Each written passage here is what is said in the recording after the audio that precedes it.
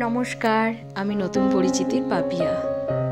বেশ অন্ধকার থাকতে থাকতে ভোরবেলায় বৃষ্টিকে সঙ্গে নিয়ে বেরিয়ে পড়েছি সপরিবারে নবদ্বীপের উদ্দেশ্যে। দেখুন, অন্ধকার থাকতে থাকতে বেরিয়েছি তো কি হয়েছে, আস্তে আস্তে একদম সকাল হয়ে গেছে। ওই যে হলুদ বিল্ডিং, ওটাই আমাদের গুরু আশ্রম। এসে গেছি গুরু আশ্রমে, গুরুদেবের দর্শনও হয়ে গেল। উনি এখন রেডি হচ্ছেন। আর এদিকে চলছে হরিনাম, ওদিকে চলছে নিতাই গৌড়ের সিঙ্গার, একজন সেবক, তিনি নিতাই গৌড়কে সুন্দর করে সাজিয়ে তুলছে। আশ্রম থেকে আমরা এখন এসেছি নবদ্বীপের মণিপুর ঘাটে স্নান করার জন্য। আর এই নবদ্বীপের যে কটা ঘাটে আমি গেছি, এত সুন্দর করে গাছ, মানে বট গাছ বা আশপাশের পরিবেশ সবকিছু মিলিয়ে এত সুন্দর করে সাজিয়ে রাখে না, দেখলেই যেন একটা ভালো লাগা কাজ করে। এদিকে সকলে তৈরি হয়ে গেছে স্নানের জন্য। আমার মোহরও অপেক্ষা করছে, এবার মোহর স্নান করবে। এই যে আমার মোহর, সে কিন্তু স্নান করে চলে এসেছে। এখন তার ড্রেস পাল্টানো চলছে। স্নান সেরে আমরা চলে এসেছি একটু দর্শনের জন্য। মণিপুর ঘাটের কাছেই তিনকড়ি বাবার আশ্রমে এসেছি।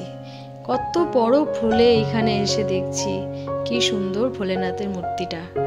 আর আমার মোহর কিন্তু খুব ভোলেনাথের ভক্ত। দেখুন, এই হলো তিনকড়ি বাবার মন্দির, ওনার সমাধি মন্দির। আমি আজ থেকে প্রায় 3.5 বছর আগে যখন এসেছিলাম, তখন এই মন্দিরটা তৈরি হচ্ছিল। আজ দেখছি কমপ্লিট হয়ে গেছে। এই যে মন্দিরের মধ্যে তিনকড়ি বাবার মূর্তি। আর এই মন্দিরের চারপাশটা এত সুন্দর করে সাজানো গোছানো, দেখে যেন মনে হবে একদম টিপ টপ, মানে যেখানে যেটা দরকার সেখানে ঠিক সেটা দিয়েই সাজিয়েছে। খুব সুন্দর পরিবেশ, বড় একটা ভোলে রয়েছে মন্দির, আশপাশের পরিষ্কার পরিচ্ছন্ন পরিবেশ। এবার চলে এসেছি নবদ্বীপের সমাজবাড়ি। এই মন্দিরের ভেতর বাইরে সব যেন খুব সুন্দর করে সূক্ষ্ম সূক্ষ্ম কাজ দিয়ে তৈরি করা। কি সুন্দর যে এই মন্দিরের পরিবেশ বলুন, কাজ বলুন, সব সুন্দর। আর ইনি হলেন সমাজবাড়ির দাদামশাই। দাদামশাইকে কি সুন্দর করে সাজিয়েছে না, মাথায় একটা ফুলের ডেকোরেশন আছে, মানে ফুলের মোটক। এই হলো প্রসাদ, কত রকমের প্রসাদ। এটা কি বলুন তো? এইটার পাশে আমি মাকে দাঁড়াতে বললাম, একটু দাঁড়াও, কত বড় একটু দেখি। এই যে এখান থেকে পয়সা দেওয়ার জায়গা, তার মানে এটা হচ্ছে দান ভাণ্ডার। বাবা, কি সুন্দর দেখতে ছিল না দান ভাণ্ডারটা। আর এবার একটু যাই, সমস্ত ঠাকুরের দর্শন করি। আর নিতাই গৌরকে কত সুন্দর করে সাজিয়েছে, সব ফুলের সাজ, কি মিষ্টি লাগছে নিতাই গৌরকে।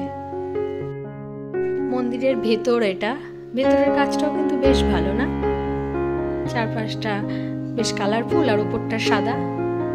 এই জায়গাটা দেখুন, কেমন একটা শেড মতন করা, তার উপরে গাছ, ভালো লাগছে না? ওদিকে আর একটা মন্দির, কি সুন্দর দেখুন, উপরটা গাছ আবার পাকা, আর ভিতরে বসে আছে ভোলেনাথ। জয় ভোলে।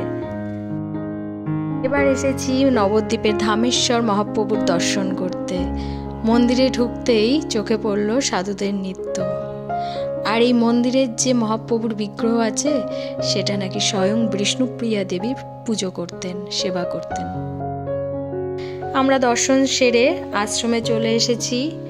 আশ্রমে আসতেই দেখছি আজ যেহেতু গুরু পূর্ণিমা, গুরু পুজো শুরু হয়ে গেছে। সকল শিষ্যরা তার গুরুদেবকে পুজো করছেন, আমিও করব। কিন্তু সব কিছুর মধ্যে একটা ভারাক্রান্ত মন সকলেরই আছে, যেহেতু গুরুদেবের শরীরের পরিস্থিতি একদম ভালো না। তাই জানি না, সকলেরই একটা মনে কোথাও যেন ভালো না লাগা কাজ করছে। এবছর যতটা আনন্দ করে গুরু পূর্ণিমা আমরা কাটাচ্ছি, সামনের বছর যেন নিতাইয়ের কৃপাতে এতটাই আনন্দ আমরা করতে পারি। আমি গুরু পুজো করে নিলাম, এবার আমার বাবা গুরু পুজো করছেন। বাবা অনেক বছর ধরে গুরু পুজো করেন এই বিশেষ দিনে। ওদিকে গুরু পুজো হয়ে গেছে, প্রসাদ বেরিয়ে গেছে, চলছে সাধু সেবা। সাধু সেবার পর হবে ভক্ত সেবা। এদিকে ভক্তরা সব বসে পড়েছে প্রসাদ পেতে, আমিও বসে পড়ব, তারপরেই সকলের বাড়ি ফিরে যাওয়া।